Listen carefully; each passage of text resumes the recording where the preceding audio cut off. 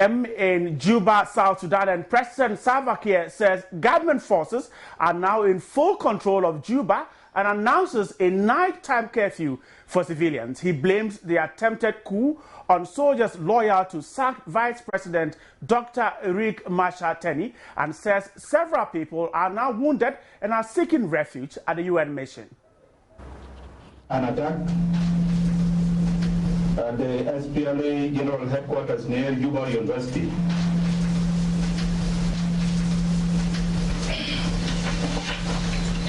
By a group of soldiers allied to the former Vice President Dr. Riek Machar Teny.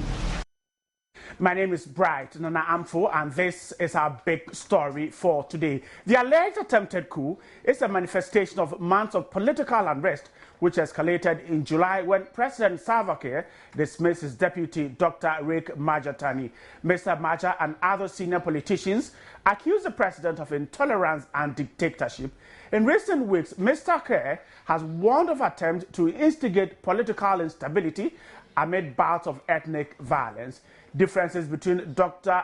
Machar and Mr. Kiir shows the complex ethnic and political divisions across the poor nation. Mr. Kiir from the majority Dinka ethnic group and Mr. Machar from the second largest, the Nuer group, have both been at odds in a scramble over the spoils that independence brought on. Now, these divisions extend to the army, which owes allegiance to the politicians. This instability in South Sudan is worsened by the presence of many legal guns, mostly from years of war with Sudan. And even though the authorities say they have put down the latest unrest, it is clear more challenging days lie ahead for the new state. Tensions have been high in South Sudan, the world's youngest country, since President Kiir dismissed his entire cabinet, including his deputy, Dr. Riek Machar Teny, in July in an apparent power struggle.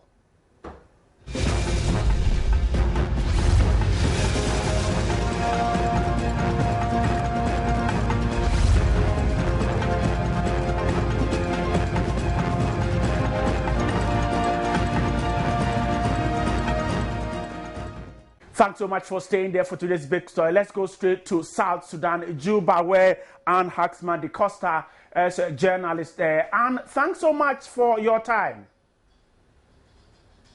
Good evening.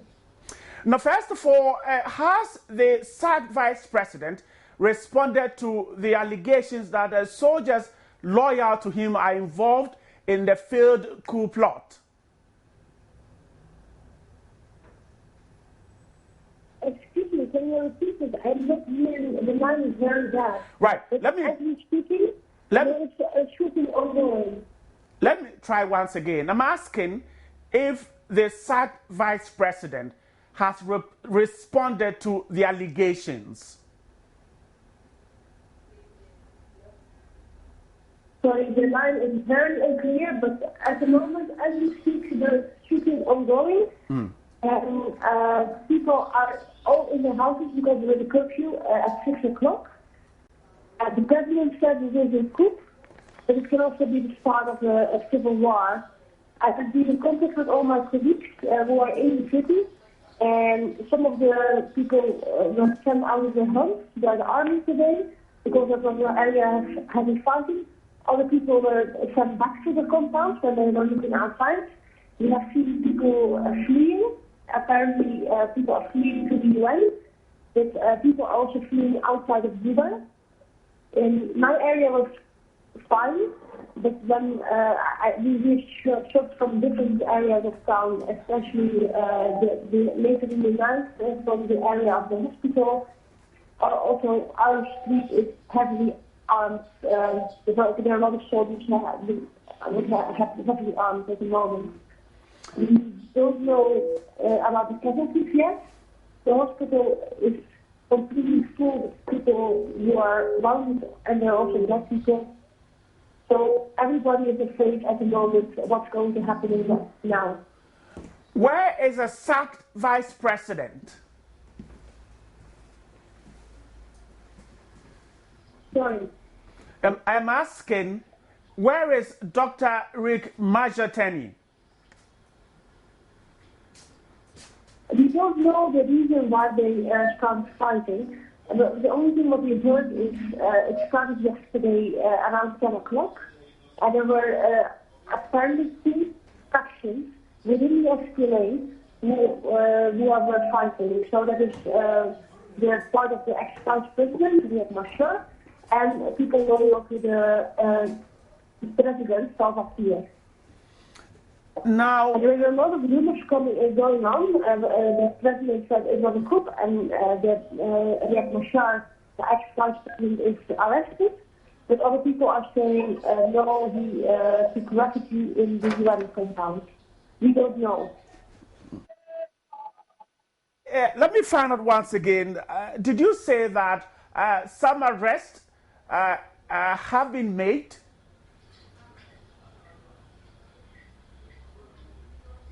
Sorry, the connection is really bad. I'm not getting your question clear, but one of the things that I can say is this conflict is not only between the military, it's also between the leaders. It's a tribal conflict. It's political. It's also historically. Riek Machar, since a long time, he wanted to be with Sudan, while Salva Kiir, he wanted to get a South Sudan. So the fight is big, and everybody in South Sudan is just, we're going to sleep and we're waiting what's going to happen in the night. Right, Annie Haxma-Dikosa, thanks so much for speaking to us. She is in Juba, the South Sudanese capital there, and a curfew imposed there from 6 p.m. to 6 a.m. Let me speak to a political scientist, Dr. Barima, a senior lecturer, Political Science Department or University of Ghana. Dr. Asare, is it baffling that in this time when Africa is trying to move deeper into the journey of democracy, we have the announcement of a failed coup in South Sudan? Hello. Hello, Dr. Bosman, can you hear me? The line is breaking. Right, the line is breaking. Let me try and see if we can get it better. Now, I'm asking that, is it baffling that once again, the announcement of a failed coup d'etat, I've lost Dr. Bosman on phone there. Dr. Bosman is a senior lecturer, Political Science Department, University of Ghana. But Elbad Ibrahim is an international news analyst, and he's just joined me in the studio. Now, Elbad, it is quite baffling to me that at this time when Africa is trying hard to deepen democracy, we have the announcement of a failed coup in South Sudan. That's the youngest country in the world. For me, it's not a surprise at all. When you look at the pattern of the events on the continent in the past 6 years or so, since 2008, there has been at least one coup on the African continent ever since. In 2008, there was a coup in Mauritania. In 2009, there was another in Madagascar.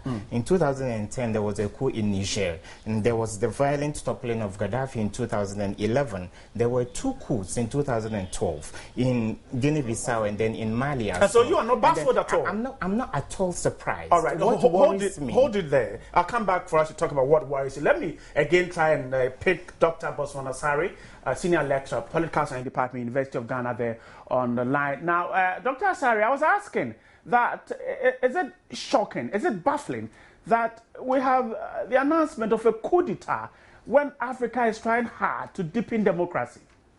Before, good evening to you and to the viewers. I would say it shouldn't be seen as shocking because South Sudan is a new democratic country. Usually in countries that practice democracy, when you start initially, there are about to be a lot of challenges. And when you look at even Sudan in general, they had a lot of problems, and South Sudan deciding to become an independent entity, they also had a lot of internal skirmishes. The sacking of the deputy president did not go well with those who supported him. So usually in such countries, they tend to be very volatile. These are countries that are embracing democracy. And when you are embracing democracy, your institutions are not that strong. So these things are about to happen. So we shouldn't see it as something that is shocking. This is a situation where those who are alleged to have engaged in that act are accusing the leadership and the President Salva Kiir as being intolerant and a dictator. But it sends a wrong signal, because this is a country that is trying to remain stable after getting away from its main father, Sudan. Yeah, and that's the truth, because as I indicated, usually newly democratic societies, the institutions are not there. So it's always natural or normal for you to have the president vested with a lot of powers. And when you look at the South Sudan constitution, it's very clear that the president is vested with a lot of powers. Those powers allow the president to do several appointments which we shouldn't expect to happen in a normal democracy. So under such a scenario, those who join forces with him to become independent as a country, etc., are going to feel aggrieved, and they will always want to fight back. And considering the fact that their man, the deputy president, was giving the marching orders, it really should send a signal that things are not well within his camp. So they might want to fight back. And usually, even in Ghana, we have advanced, several countries have advanced in the democracy, but you can still see elements of dictatorship in our governance. And South Sudan being a new country, these things are about to happen, and it's going to be like that for the next 10 or so years.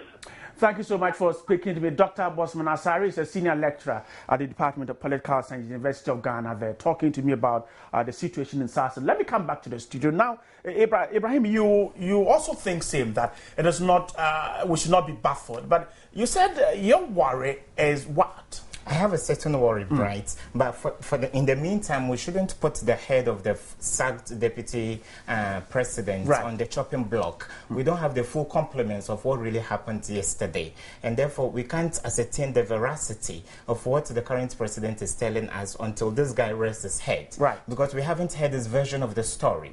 I agree with the doctor that in most countries, when they are just embracing democracy or statehood, it is normal that during the early years they will have some periods of turbulence. Right. You can liken the current president to our own Nkrumah.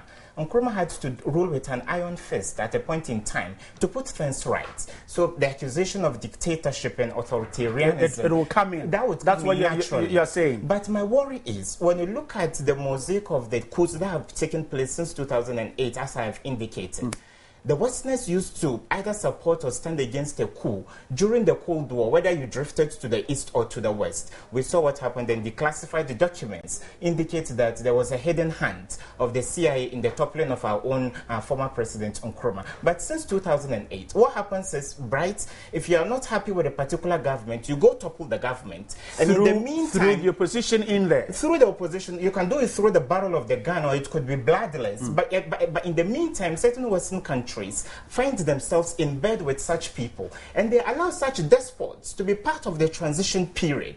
That is what I think should be discouraged. In Mali, when the Sonogo guy carried out the coup, the guy should have been told point blank that it was wrong and should have been tried at the International Criminal Court. But the international community felt like, well, we could embrace him, we can cajole him into transiting the country into a democratic country.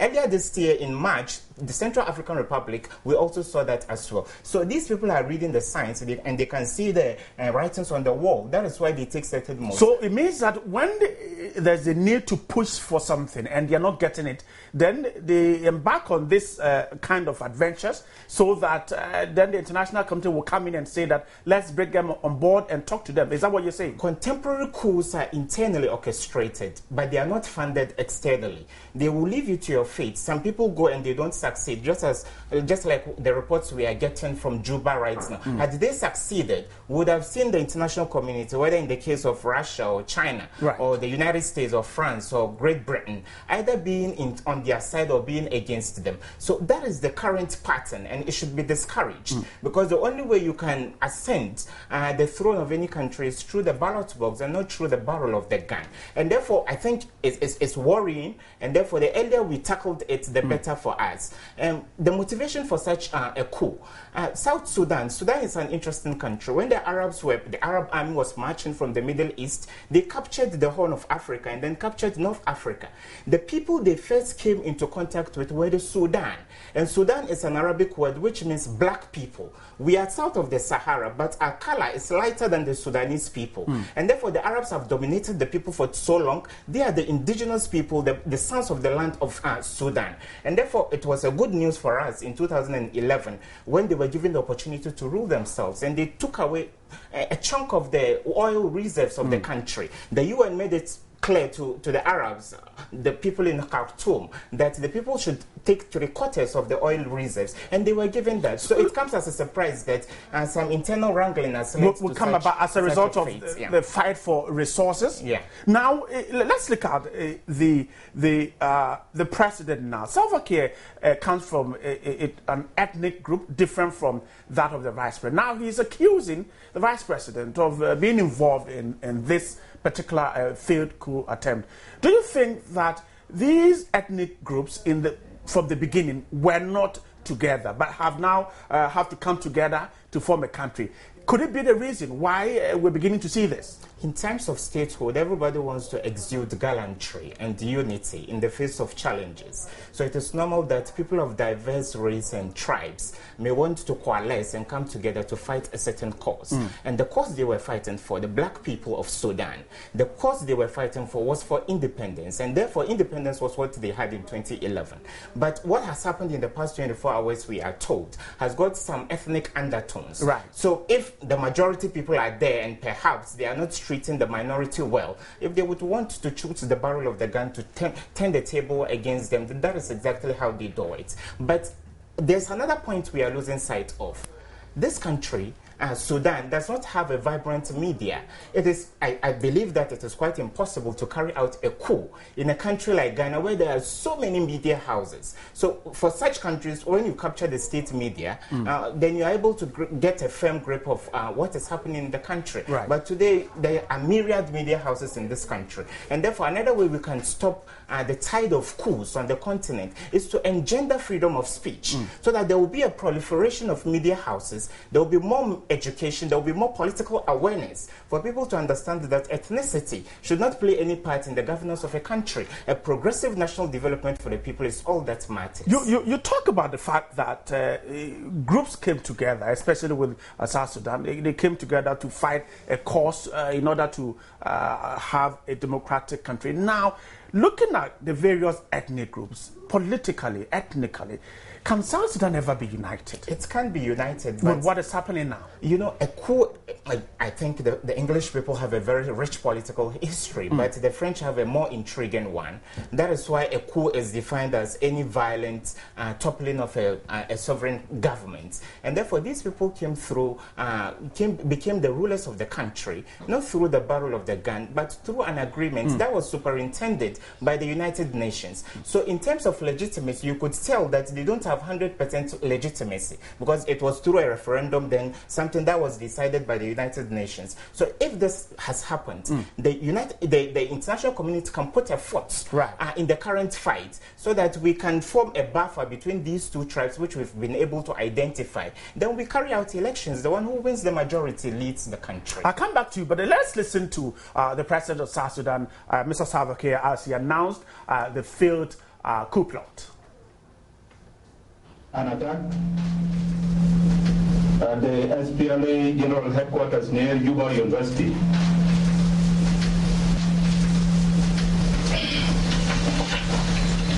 By a group of soldiers allied to the former Vice President Dr. Riek Machar and his group. These attacks continued until this morning. However, I would like to inform you all, my dear citizens, that your government is in full control of the security situation in Juba.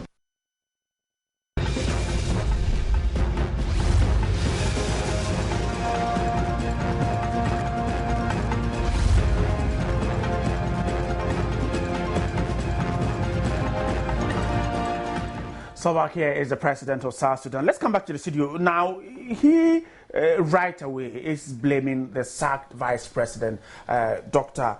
Tenney.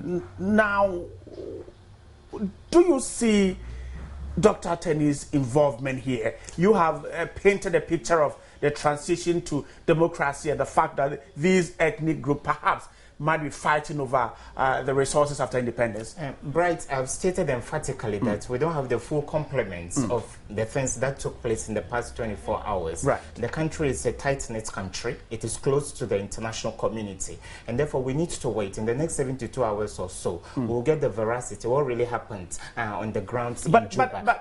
But Salva Kiir is claiming that, definitely, they might have arrested some soldiers who perhaps might have confessed that the sacked vice president was involved. Such confessions could be done under duress. So therefore, we need to take time to listen to the side of his story. Because right now, if he has been kidnapped or he has been put under house arrest, his aide claims he's safe, but he's yet to make a statement. Perhaps, is that not enough to say that, well, he's trying to hide? He's not a free man yet. If you are wanted by the nation, by the president of your country, who has accused you of a treasonable act, like seeking to topple the government, certainly you will hide somewhere. You will surreptitiously hide yourself so that you will not be made out. But, Bright, the point still remains that you can't tell, perhaps this guy is trying to do him in. Right. And all these months we have realized that this guy will give him a run for his money should he run for the presidency in 2015. And therefore, it could be a political gimmick to ward off a potential contender in the 2015 elections. So we need to give it time. We should hear the other side of the story. You can't, run into the fallacy of hasty conclusion after listening to only one side of the story. And therefore, we need to wait until this guy comes out, whether a captive or a free man, to tell us his side of the story.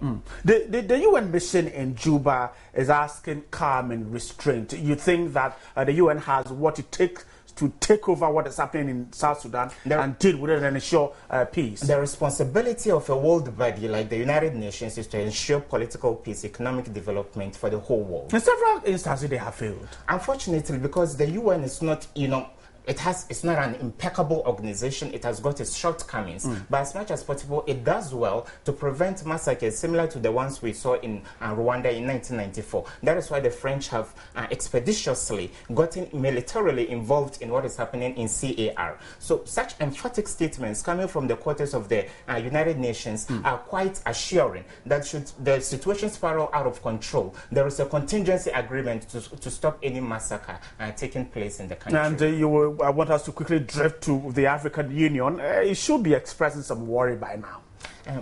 Most of the time I say with all humility that the African Union sometimes disappoints most of us, and it's like a toothless bulldog. There are so many things happening to African countries, and the AU, which is the umbrella group of all African countries, does not have a say in what happens on the continent. Always these white people have to come in. Yesterday we celebrated the legacy of Mandela.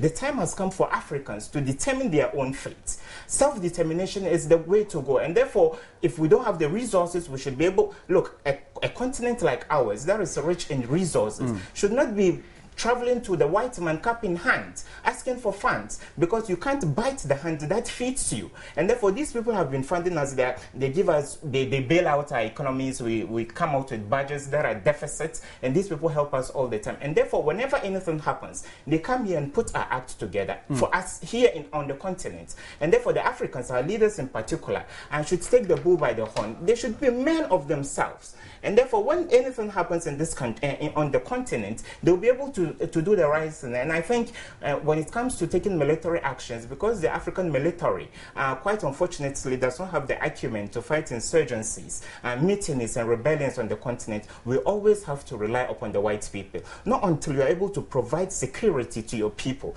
The AU cannot boldly tell the white people what should be the fate of the continent. South Sudan is struggling to remain stable after succeeding from Sudan. We're told about its oil resources that is virtually in here, and yet the pipelines run to the north. And so it is unable to properly manage its economy. Now, being the youngest country, what harm is it doing to itself with the first failed coup d'etat? And what does the future hold? Investor confidence will plummet in the face of such a political upheaval in the country.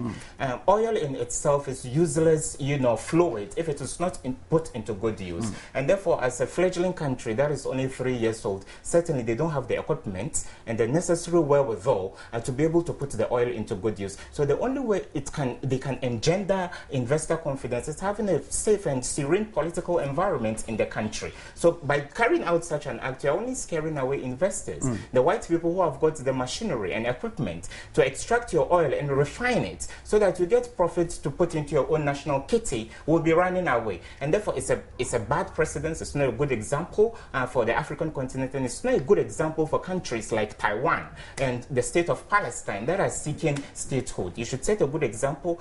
You should ensure political stability so that others will carry you along in national development. And finally, is Salva Kiir too weak from what you're saying that perhaps he could be overthrown 2015 when his sacked vice president decided to contest? You think that perhaps, seeing his future looking bleak, perhaps is now trying to use this coup to pick at his enemies? Let's wrap up this conversation. Right, the proof of the pudding, they say, is in the eating.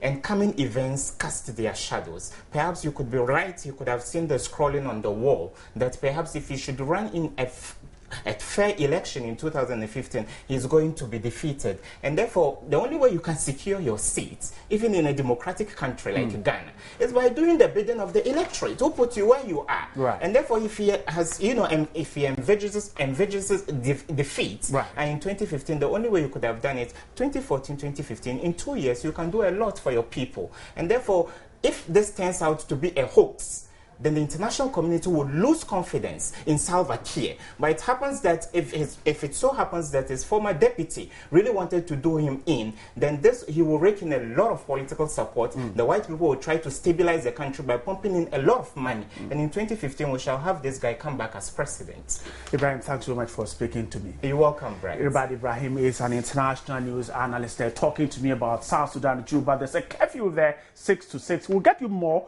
on this particular issue. But stay with us. This is the first segment. We have more coming up on interactive segment.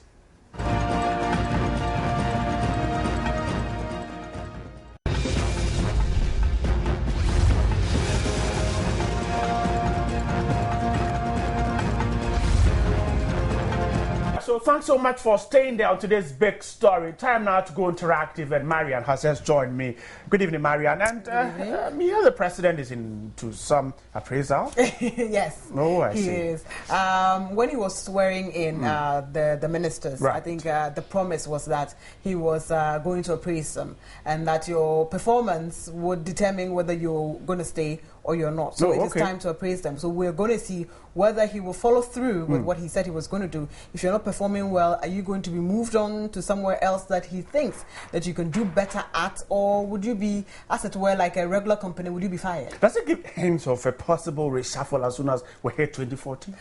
He hasn't hinted anything like that. Once he's doing the appraisal, and he finds chaff, he has to throw them away. He has to throw them away. So that's the big question. Would he fire if he finds that you're not doing what you ought to do? And would this be the first? Because it's the first time that we are seeing something like this happening, where a sitting president will say, I'm going to appraise my own staff. So if you do find out that your staff are not living up to expectation, would you go ahead and fire them and then replace them with someone else? Well, if the president is thinking of a reshuffle, please. My name is Bright, and I'm for Yes, so and my name is Marian too. I can do well in communication. Welcome to the show, Marian. Let's get interactive. My name is Marian Toure.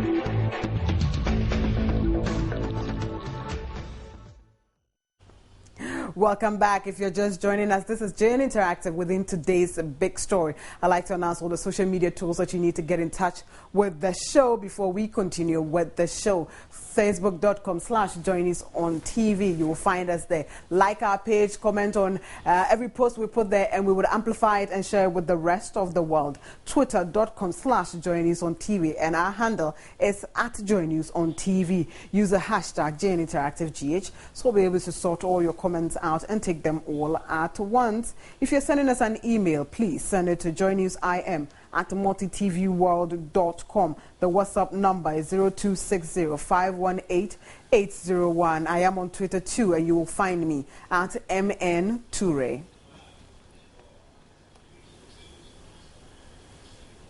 And as always, this is where tech meets news to set the agenda. So whatever you're talking about on social media, we amplify it here on TV. And you also at home get to share, your thoughts and everything with us on the issues. So if you can see the stories that are trending right now, the headline says that Mahama reviews performance of ministers, and it's saying that President John Mahama has started an appraisal and review exercise of the performance of his ministers, and that is according to Information Minister Murtala Mohammed. And the president, the precursor is that during his induction of the ministers stated publicly that their continuous stay in office will be dependent on their performance, and Murtala Mohammed echoed that whilst he was addressing media at the Flagstaff House today. And he also said that the review exercise will also include a comprehensive evaluation of performance of government within the last 1 year.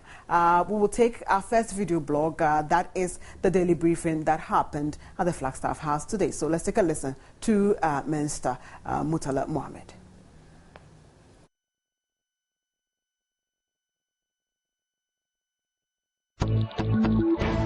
His Excellency the President and the government is making an appraisal of a review of the things that this government intended to do within the year, and it to be tailored into what the ministers themselves presented to the President, mindful of the challenges and some constraints.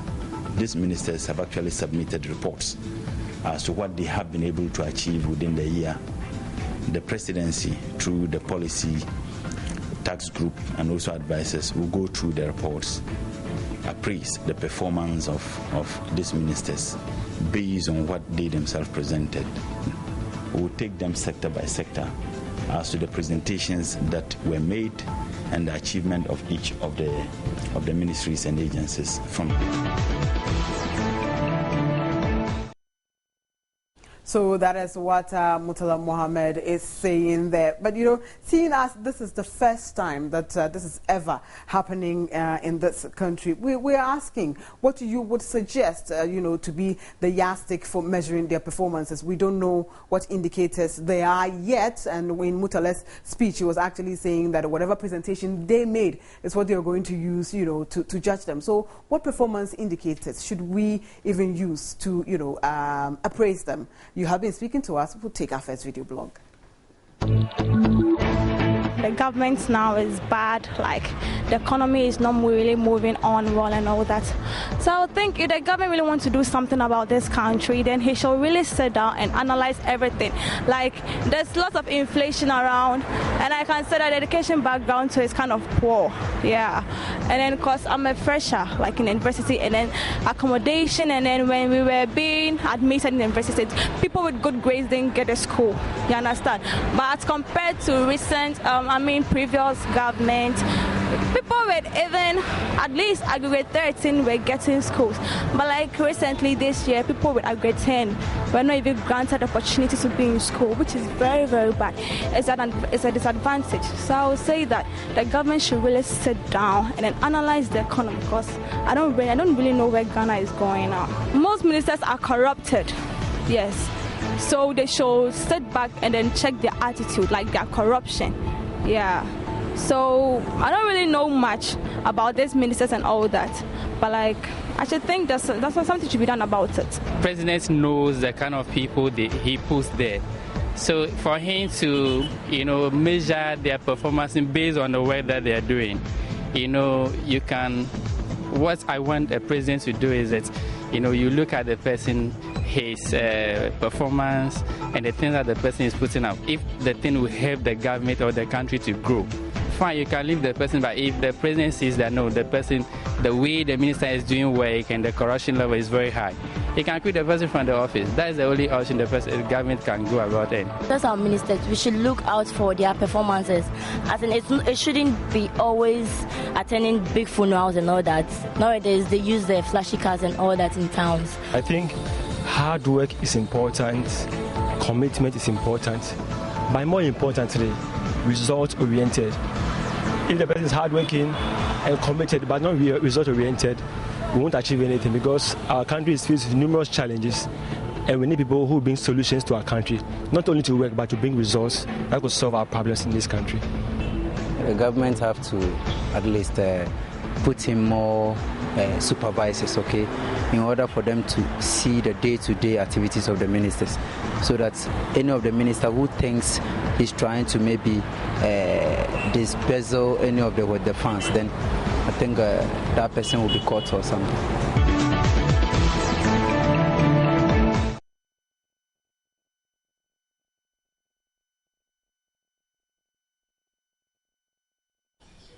Welcome back. So that is what you've all been saying and then sharing your views with us. I'll take some comments now, and then when we come back, we would speak to Murtala Mohammed himself to help us with, the indicators, the key performance indicators for the ministers. That is, if he knows it, if the president has shared it with us, so that he can also share it with us and educate us, so we will know how they are going to be appraised. And some comments that have been coming through here. We are asking you, what should the yardstick be for measuring their performances? And this being the first time it has ever been done in Ghana, what would you suggest as the key performance indicators? And you have been sharing your views with us. Kennedy Asare Bequin says, this is not what we need as citizens. We need jobs to reduce unemployment. And who is going to access himself as president? Murtala Gomda says, just trust JDM to deliver. Our appointees at all levels need to go through this exercise to put them on their toes. This will show us ministers who really lived up to expectation and really need to be retained. Change a positive or kick them out.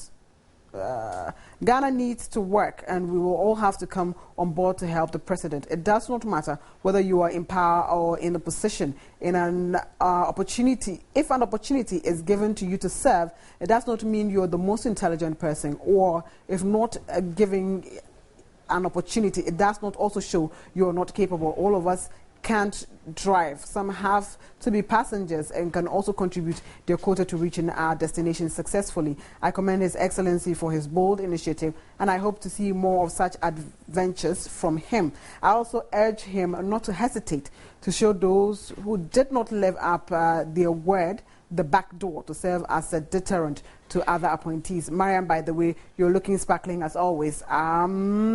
Murtala, thank you so much for that. I really appreciate it. And Baba Musa Tamale says the performance appraisal adopted by His Excellency President Mahama is one of the key novelty measures the President has adopted to ensure a successful delivery of the Better Ghana, agenda promise made to Ghanaians in the 2012 elections, for which, for me, is fantastic and commendable. The criteria for accessing the performance of the ministers and government appointees is not going to be difficult at all, because those ministers did sign on to certain targets or deliverables, and they will be measured by how much success they have chalked in that respect. The thing they could not achieve, the ministers involved must be able to convince the president beyond any reasonable doubt why they have not met those targets they themselves set. And if the president is convinced, why not? As a matter of importance, any minister or appointee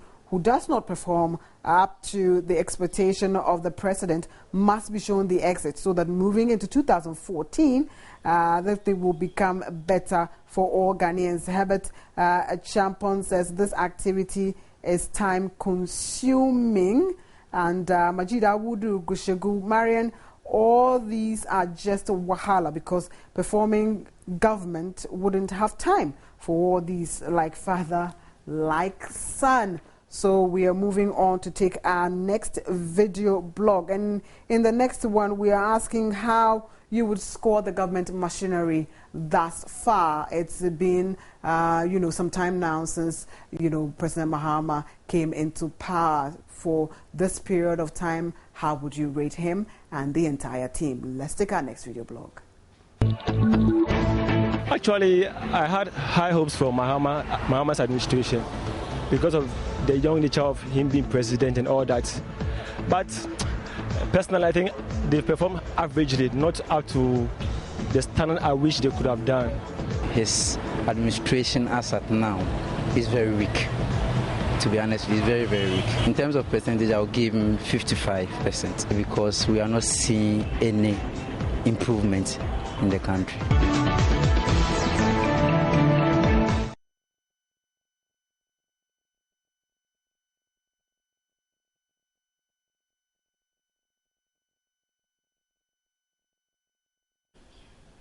Okay, we'll take some more comments, but before that, I was hoping that we would have the Deputy Minister of Information, Murtala Mohammed, on the line, but it seems that he's not picking his phone. I spoke to him before coming on the show, and he assured me that he would answer, but it seems he is not.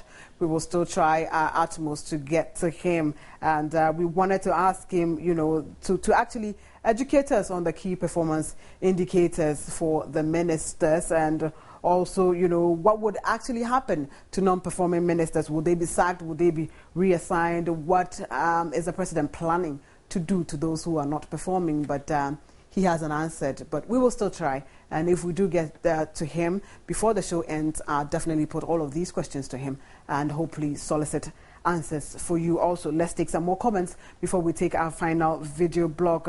Newton Jefford says the underperforming ones must be asked from the government. The president must also check the corruption in his government. Jemfi Eric just says F9. You're just rating them. Isahaku Abdulaziz, he should bring experienced hands to turn around the economy. Yao Sami, I think it is a good idea and the president must sack unperforming ministers. Joaquim says he must appraise them based on the targets of the various ministers, including how best they performed in their respective sectors. Issa says, this is perfect by the gentlemen of the land, but I also suggest that the president should try them well and make some changes.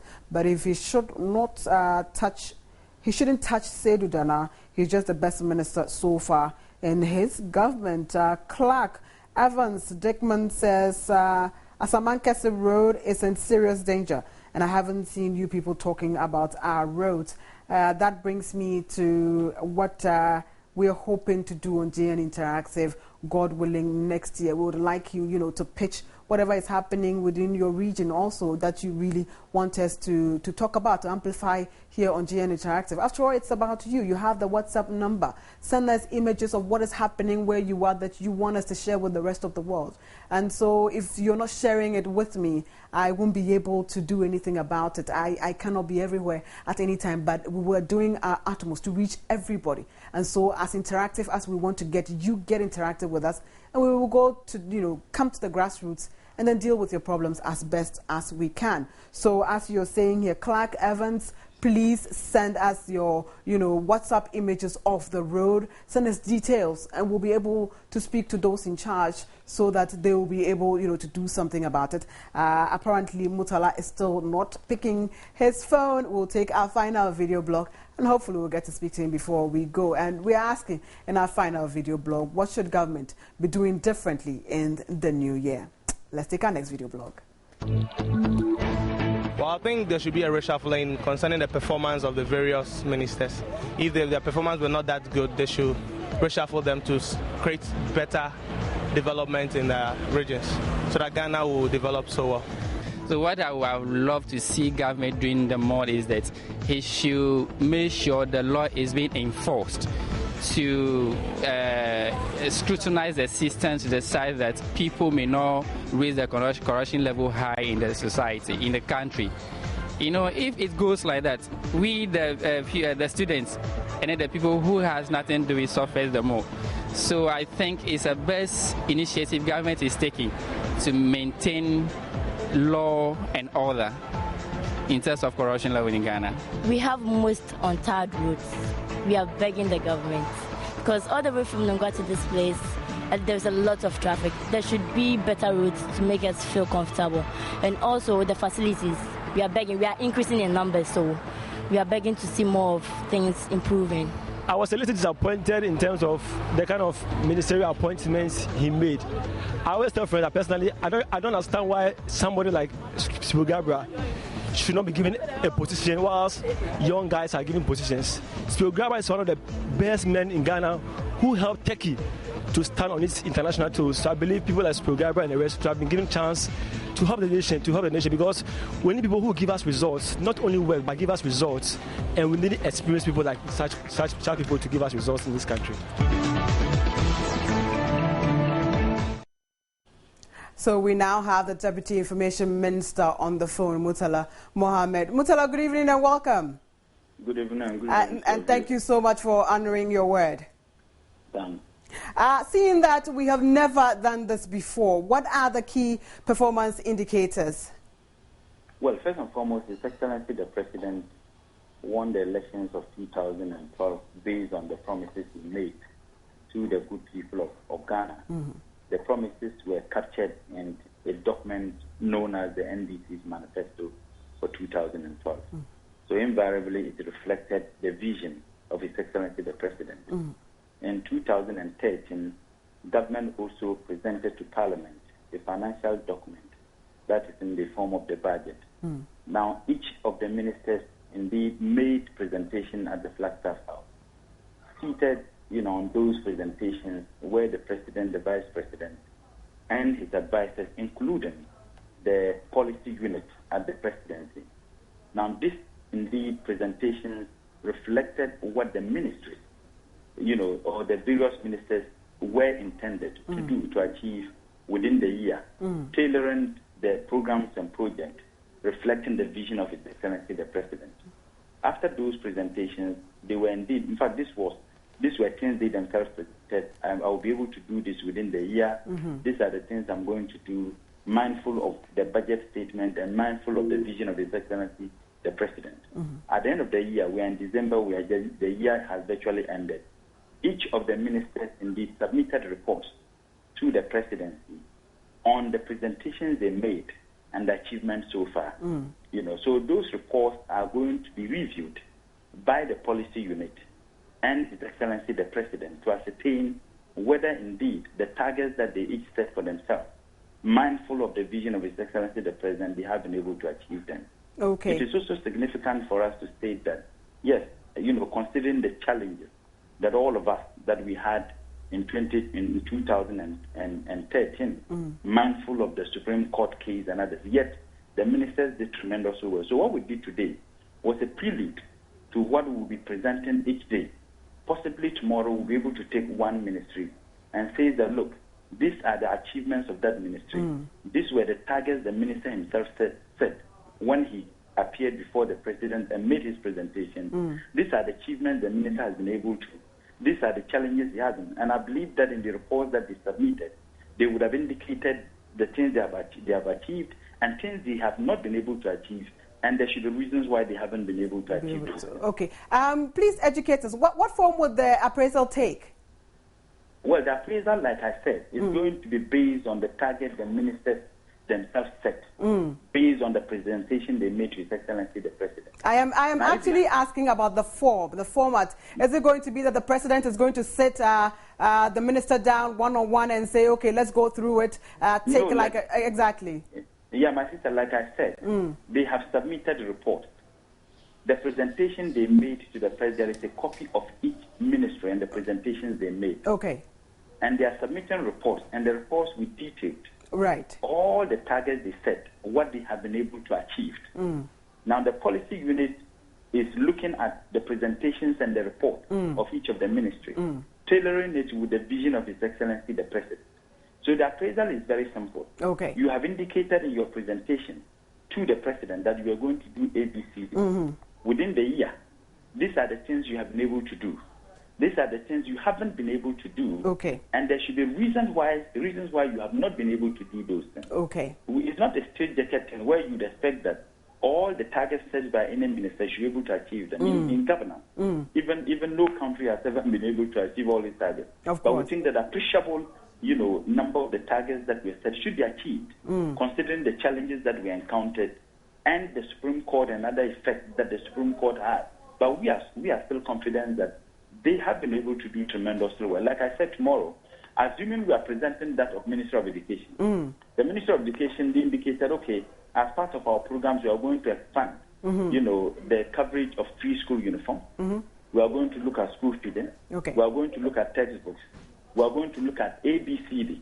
Now, within the year, this is what we have been able to do. These are the things that are on the pipeline.